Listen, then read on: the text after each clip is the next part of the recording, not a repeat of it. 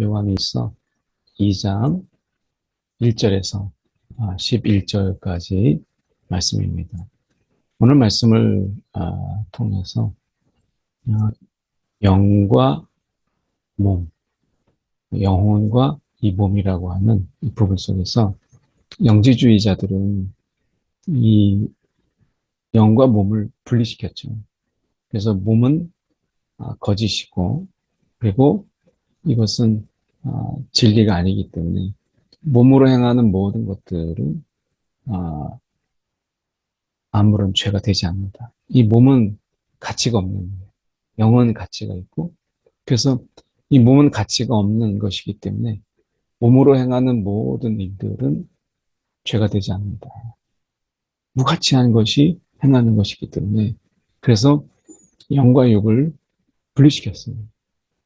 그래서 오히려 진리를 알아갈수록, 진리를 우리가 발견할수록 몸은 더 무가치해지기 때문에 더 죄를 짓는, 이런 것을 합리화시키는 이런 것이죠. 그래서 몸으로 하는 모든 것들은 죄가 되지 않는다. 그래서 더 죄를 짓고, 이런 것으로 인해서 오히려 이제 진리를 알게 됨으로 인해서 몸은 더 악해져가는 이런 것을 합리화시켰어요. 그런데 예수님은 이 땅에 말씀이 육신되어 이 땅에 오셨을 때 어떻게 하셨어요? 그 말씀대로 사는, 그 말씀대로 이 땅에서 실제로 살아내셨고 살아가셨죠. 그래서 어떻게 보면 그 영혼과 몸, 그 몸이라고 하는 것을 이제 말씀에 이제 순종하는, 말씀에 복종하는, 이러한 영혼과 이 몸이 따로 구별되지 않고 이제 하나가 그 안에서, 그래서 이 몸조차도 하나님 앞에 온전하게 그 말씀을 살아내는 이런 것을 예수님께서 친히 보이셨죠. 우리가 날마다 이 죄와의 싸움 속에서 우리는 죄에서 치고, 그리고 어떻게 보면 우리가 그 말씀을 알아갈수록, 하나님을 알아갈수록 우리가 점점 더 진리와 상관없는 삶을 살아간다면 우리가, 그것이 진짜 우리의 모습인 거죠. 실천적 무신론이라고 하는 그런 말이 있습니다. 실천적 무신론. 그러니까 정말 내가 하나님을 믿는다 하면서 내 삶은, 내 삶의 실천은 하나님이 계시지 아니하는 것처럼 내가 살아가는 거예요. 그러면 진짜 내 믿음은 어디에 있다는 거예요? 그 실천하는, 내 삶을 살아가는 이 삶의 고백이죠. 입술의 고백이 아니라 이 삶의 고백이 진짜라는 거예요. 그래서 실천적 무신론이라고, 하나님이 아니 계신 것처럼 오늘 우리의 이 삶이 오히려 우리가 믿음이 있기 때문에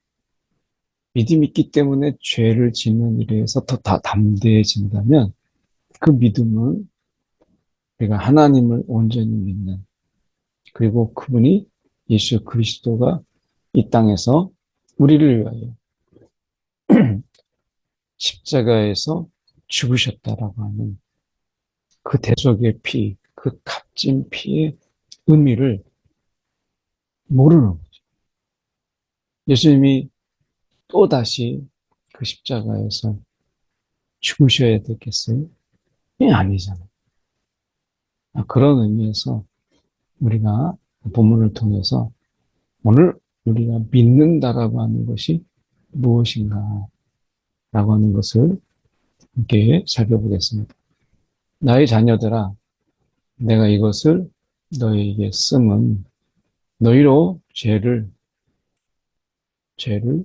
범하지 않게 하려 함이라. 이것을 쓴 것은 분명한 이유가 있어요. 죄를 범하지 않게 하려 함이라. 그래서 믿음이 있다, 내가 진리 가운데 있다 라고 하는 이것은 죄를 짓지 않는, 죄와 싸우는, 그 힘을 우리는 예수 그리스도를 통해서 이 힘을 공급받는 거예요. 만일 누가 죄를 범하여도 아버지 앞에서 우리에게 대언자가 있으니 곧 의로우신 예수 그리스도시라. 예수 그리스도시라. 우리가 죄 유혹과 미혹, 또 육신의 연약함으로 인해서 우리가 죄를 지어요. 그래서 우리가 죄를 짓지만, 그러나 오늘 죄를 지었다고 내일 죄를 짓는 것에 대해서 우리가 합리화하고 또 그것에 대해서 당연하게 여기는 그런 것이 아니라 우리가 죄를 범하지 않게 하기 위한, 그래서 오늘도 우리가 죄를 지을 수 있지만 내일 그래서 또 죄를 짓는다가 아니라 내일은 내가 죄를 짓지 않고자. 그래서 오늘 우리 가운데 의로우신 예수 그리스도, 그분이 우리의 죄를 위한 화목제물 십자가에서 죽으셨어요.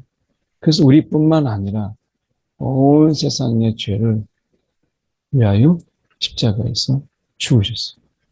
그래서 그분의 죽음의 의미, 그분이 왜 십자가에서 죽으셔야 되는가 라고 하는 것을 다시 우리가 생각해 본다면 화목제물이죠. 화목제물. 죄를 위한 화목제물. 죄는 하나님과 우리 사이를 갈라놓고 하나님 앞에 나아가지 못하도록 만드는 그런 것이고, 이 죄는 무엇보다도 하나님의 형상대로 지은 우리가 그 하나님의 형상을 깨는 것이죠. 그렇기 때문에 이 죄를 위한 화목제물이라고 하는 것은 이제 그리스도의 형상을 닮은 자로, 우리가 그리스도의 형상을 입어서 우리가 이 땅에 살아가는 것이죠. 이것이 우리의 진정한 모습이기 때문에. 그런데 우리가 하나님의 형상, 그리스도의 형상을 이제 깨고 이 땅에 산다면 우리는 세상 속에서 짐승과 다르지 않고 죄의 덩어리와 우리가 분리되지 않는, 죄와 우리가 분리되지 않는 그냥 죄 덩어리로 살아가게 되는 것이죠. 그래서 죄를 위한 화목제물이다. 그러니까 우리가 이 죄와 싸워서 이기고 죄와 우리가 분리돼서 이제 죄 덩어리가 아니라 주님의 형상을 입은 자로 우리가 이 땅에서 살아가는 것이죠. 이 세상은 온통 죄악으로 막 넘쳐나고 있는데 우리가 그 속에서 우리를 두심으로 인해서 죄가 아니라 하나님의 말씀, 죄가 우리를 지배하는 것이 아니라 하나님의 은혜가 우리를 다스리고 있음을 세상에 보이는 것이죠. 그래서 우리가 그의 계명을 지키면 이렇게 말씀하죠. 우리가 그의 계명을 지키면 이로써 우리가 그를 아는 줄로 알 것이고, 정말 그래서 죄가 아니라 계명을 지키게 되면 우리가 그것으로 인해서 주님을 아는 자구나, 정말 그게 그리스도인이구나 라고 하는 것, 이것을 알게 된다는 것. 그러니까 말로도 우리가 그리스도인인 것을 말하고 말로써 우리가 그것을 선포하고 선언하는 것도 중요하지만 무엇보다 중요한 것이 무엇이겠어요? 오늘 그의 계명을 지키는, 이 계명은 압축돼서 하나님을 사랑하고, 위로는 하나님을 사랑하고 우리가 수평적으로는 이웃을 사랑하는 것이죠. 그래서 이 사랑을 지키면, 이 계명을 지키면 이로써 우리가 그를 아는 줄로, 우리가 그를 아는 줄로 알 것이요. 라고 말씀하고 있는 것입니다. 그래서 우리는 이 말뿐만 아니라 우리의 삶, 이 우리가 이 땅에서 살아내는 그 삶을 통하여서 우리가 누구인지를 다른 사람들이 알게 됩니다. 그 계명을 지킴으로 인해서. 그래서 주님을 안다라고 하면서 그의 계명을 지키지 아니하는 자, 이것은 거짓말하는 자요, 진리가 그 속에 있지 않냐. 진리가 그 속에 있지 않다는 계명을 지키지 않는 자. 그래서 우리가 말씀 따로, 아는 것 따로, 삶 따로 이렇게 되면 생각해 보세요. 머리 따로, 손 따로, 발 따로. 그럼 우리가 어떻게 그것을 한 몸이라고 말할 수 있겠어요? 그래서 우리가 여기서 보면 그의 계명을 지키는, 이 계명을 지키는 이것이 우리가 어떤 사람이고 우리가 무엇을 믿고 있는가, 누구를 믿고 있는가라고 하는 것을 보이는 것이죠. 그래서 이 말씀을 지킨다라고 하는 것은 결국 우리의 몸이 우리의 뜻대로, 우리의 감정대로, 우리의 충동적인 것에 의해서 내 몸이 계명과 상관없이 계명에 복종하지 아니하고 계명에 순종하지 아니하고 결국 내 뜻, 내 계획 이것에 의해서 우리가 행하게 된다면 결국 우리가 어떻게 되겠어요? 결국 그 삶은 결국에는 하나님과 상관없는 우리가 오히려 믿기 때문에 주님을 믿기 때문에 더 담대하게 죄를 짓는다. 그분이 이건 우리가 잘못된 믿음이죠. 우리가 예수를 알기 때문에 그분을 믿기 때문에 그분이 우리 가운데 죄를 사해 주신다. 그래서 우리는 모든 죄를 사함 받았기 때문에 더 열심히 죄를 짓는다라고 한다면 그분이 왜 십자가에서 우리가 죽으셔야 되는가? 화목제물의 의미를 모르는 것이기 때문에 사실은 아는 것도 아니고 바로 믿는 것도 아니죠. 믿는다라고 하는 것. 그것은 그냥 아는 것이. 믿는 것은 그런 게 아니에요. 그래서 결국 우리가 믿는다라고 하는 것. 정말 주님이 원하시는 그 믿음이라고 하는 것은 믿음은 우리를 행하게. 믿음은 믿음대로 행하게 하는 것이죠. 근데 믿음이 계명을 지키지 않고 죄를 짓게 한다면 그 믿음이 잘못된 믿음인 거죠. 그래서 믿음은 우리를 행하게 해요. 예수를 믿으면 예수로 행하게 하는 것이죠. 그래서 그 계명을 지키지 아니한 자는 그래서 거짓말에 잘못된 믿음인 거죠. 누구든 이제 그 말씀을 지키는 자는 하나님의 사랑이 참으로 그 속에서 온전하게 되어나요. 그러니까 결국 말씀을 지킨다라고 하는 것은 행함을 이야기하지만 그 행함의 그 근원은 믿음이에요. 믿음은 우리를 움직이게 하고 믿은 대로 행하게 하기 때문에 그렇습니다. 그래서 우리가 말씀을 지킨다라고 하는 것은 믿음의 완성이죠. 온전하게 되어나요. 우리가 그의 안에 있는 줄을 알아라. 주님 안에 거하는 줄을. 그래서 우리가 요한복음에서도 보면 말씀하죠. 내 말이 너희 안에 거하고 내 말이 너희 안에 거하고 내가 너희 안에 너희가 내 안에 거하며 내 말이 너희 안에 거하고 그렇잖아요. 내 말이 그리고 너희가 내 안에 거하며 오늘 우리가 어떻게 보면 우리 안에 하나님의 말씀이 살아있고 주님의 말씀이 막 살아있어요. 주님께서 이 땅에 계시는 동안에 말씀하신 것 그리고 그것을 직접 행하셨고 그 행하심이 결국에는 하나님의 안에서 모든 것이 다 인정이 돼서, 그래서 죽은 자 가운데서도 하나님이 직접 살리시는 놀라운 역사가 있었잖아요. 오늘 우리가 주님의 말씀이 우리 안에 있으면 많은 열매를 맺어요. 삶의 열매를 맺는다는 거예요. 우리가 그 안에 산다고 하는 자, 우리가 그 안에, 오늘 주님과 우리 안에서 연합되어서 산다고 하는 것은 그가 말씀을 살아내신 그대로 우리도 행하는 것이죠. 이 행하는 것. 그러니까 그 안에 산다고 하는 이 믿음, 내 안에 주님이 계시다. 성령이 내 안에 계시다. 보이지 않지만 성령이 내 안에 계시다라고 하는 이 분명한 믿음이 결국 우리를 그렇게 성령이 이끄시는 대로 행하는.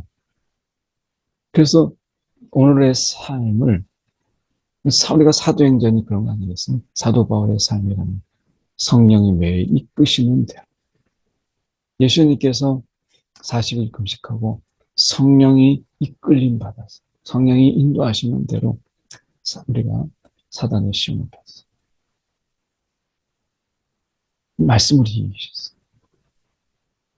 오늘 성령의 이끄심 속에서 우리가 말씀으로, 그 말씀으로 행하게 함으로 해서 죄의 지배에서 벗어나서 은혜의 지배로 살아가는 거죠. 그래서 사단이, 죄악이, 그 죄가 우리를 지배하지 못하게 하는 것입니다. 결국에는 우리가 이 세상에 속한 자가 아니라 하늘에 속한 자인 것을 보이는 것이죠. 새 계명을 너희에게, 이 새 계명, 이웃사랑, 이미 있는 것이죠. 이것은 처음부터 가진 옛 계명이에요. 그렇습니다.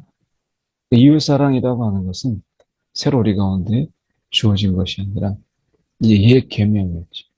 그래서 다시 너희에게 이 새 계명은 다시 쓰는 이유, 옛부터 있었지만 다시 쓰는 이유, 그것은 어둠이 지나가고 참빛이 벌써 비침이니라. 이 참빛이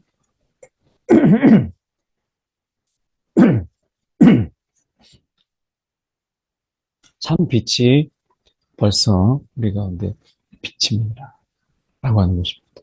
그러니까 이 참빛은 뭐예요? 빛 가운데 있다 하면서 형제를 미워하는 자,